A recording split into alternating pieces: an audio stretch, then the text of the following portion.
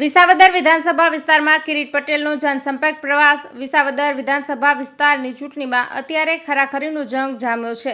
ત્યારે આમ આદમી પાર્ટી, કોંગ્રેસ અને ભાજપ દ્વારા ચૂંટણીનો જોરશોરથી પ્રચાર ચાલી રહ્યો છે।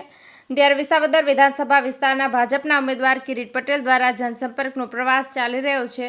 ભાજપના ઉમેદવાર કિરીટ પટેલ દ્વારા વિકાસના કામોને વેગ આપવાનું વચન આપવામાં આવ્યું હતું અને ભાજપને મત આપી જંગી બહુમતીથી વિજય બનાવવાની અપીલ પણ કરવામાં આવી હતી। સિદ્ધાર્થ વ્યાસ, જૂનાગઢ।